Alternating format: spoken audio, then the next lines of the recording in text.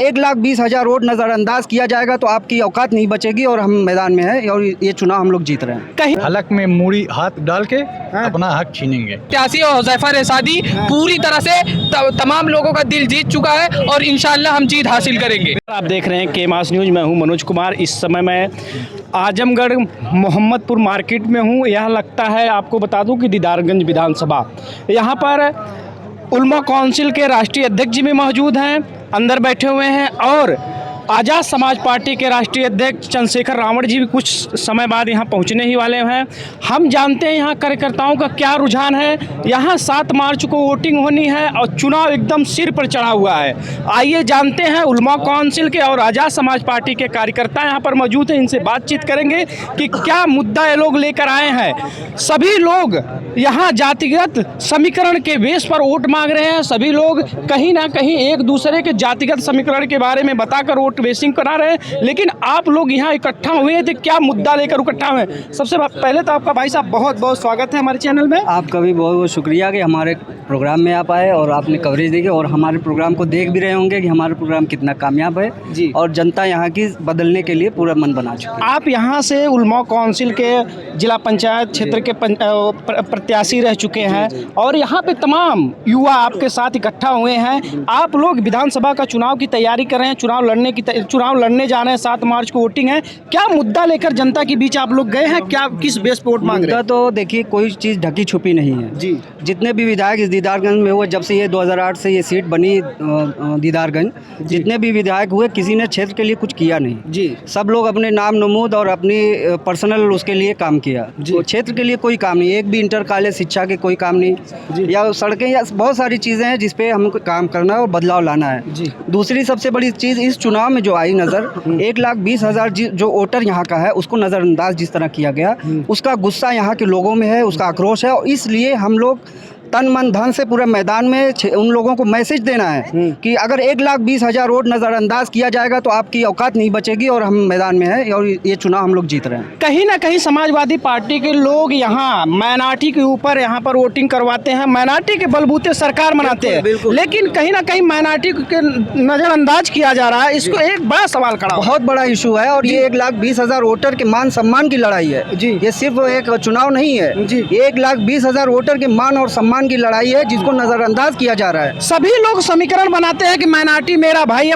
75 साल से ऊपर देश आजाद हुए हो गए, लेकिन माइनॉरिटी को क्या हक अधिकार मिला? भाई आप बताइए, क्या माइनॉरिटी अभी तक कभी नहीं मिला। कैसे मिलेगा हक अधिकार? किस तरह? भाई हमारा कैंडिडेट आया, विधायक बनेगा इंशाल्लाह, उसके बाद हम लोग सरकार में हलक में मूड़ी हाथ डाल के अपना हक छीनेंगे। आप लोग मतलब पूरे मजबूती के साथ विपक्ष में खड़ा होकर अपने मुसलमानों का हक लेंगे। लेकिन यहीं पर अगली बार जब विधानसभा का चुनाव हुआ था तो यही उलमा काउंसिल के पार्टी के लोग बीएसपी पार्टी से गठबंधन किए थे, कहीं ना कहीं उनका कोई मतलब वो नहीं दिखा। लेकिन इस बार आप लोग आज़ाद समाज पार्टी से गठबंधन किए, क्या इस बार नतीजा निकल के आएगा कुछ सामने? इंशाल्लाह नतीजा 10 तारीख को देख लीजिए, आप सामने रहेगा जी। हम लोग का प्रत्याशी चलता है, मैं उनके साथ 10 दिन से हूँ जी। प्रत्याशी हम लोग का चलता है, सामने वाला कैंडिडेट के मुंह पे जी ऑटोमेटिक उनकी आंख बंद हो जाती है।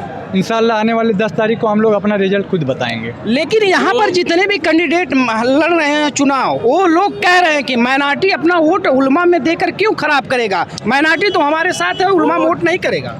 इस बार वोट खराब करने वाली कोई बात ही नहीं है जी।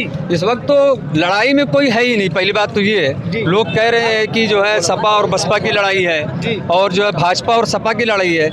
यहाँ पे मीडिया वाले कह रहे हैं कि 80 और 20 की लड़ाई है, बाबा जी कह रहे हैं, लेकिन यहाँ 85 और 15 की लड़ाई है जी। हम लोग 85 पे हैं, 15 में सब लोग हैं और 10 तारीख को रिजल्ट आएगा, आप लोग अपनी आंखों से देखेंगे। क्या इस बार आप लोग यहाँ से विधानसभा जिता पाएंगे कि नहीं? बिल्कुल जिता पाएंगे। पहली बात मैं आपको बता दूं कि जो आपने पिछली अभी जब आप अपनी बात शुरू कर रहे थे तो आपने पहली बात ये कही थी कि यहाँ जातिगत राजनीति हो रही है।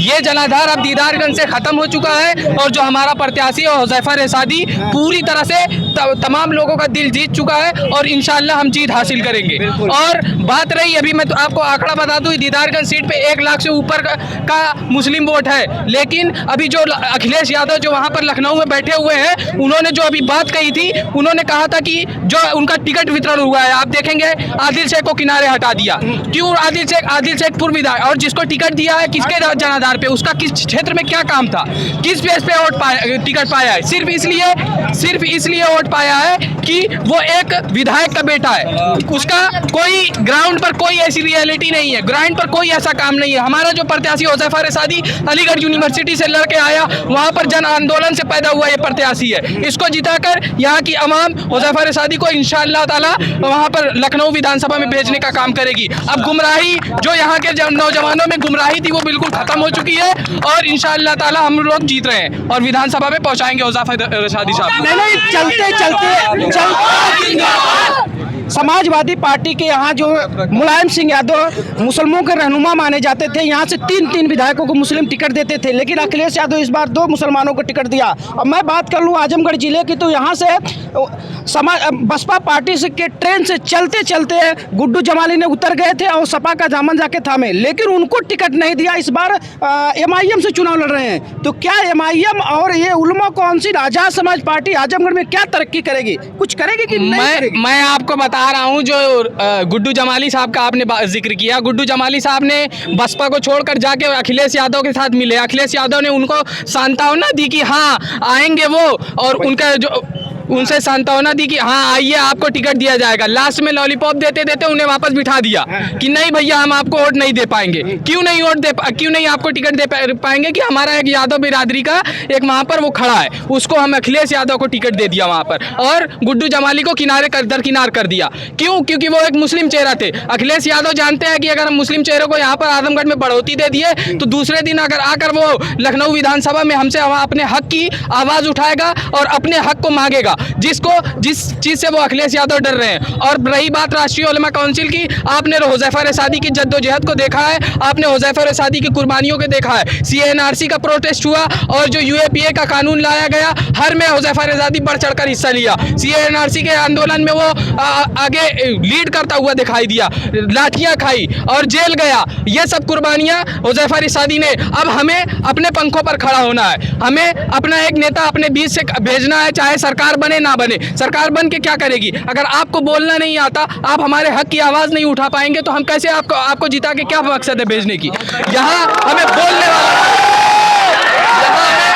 यहाँ हमें बोलने वाला विधायक चाहिए जो हुज़ैफा रेसादी है। वोकल नेता चाहिए हमें, वोकल, जो हमारे मुद्दों की बात कर सके। जो अगर कोई हम ऐसा विधायक चुनकर भेज दिए जो हमारी कमजोरियों को नहीं जानता हो, जो हमारे ग्राउंड रियलिटी को नहीं जानता हो, वो कैसे यहाँ का नेता बन सकता है? जब भी कोई भी नेता बनेगा वो बोलना जानता हो, वो नेता कहलाता है। नेता ये नहीं कि किसी का अब्बा विधायक रहे हो, उनके बिना पे वो टिकट पा गए हो तो वो नेता बन जाएंगे। नेता कभी किसी की जागीर नहीं है, ये डेमोक्रेटिक कंट्री है।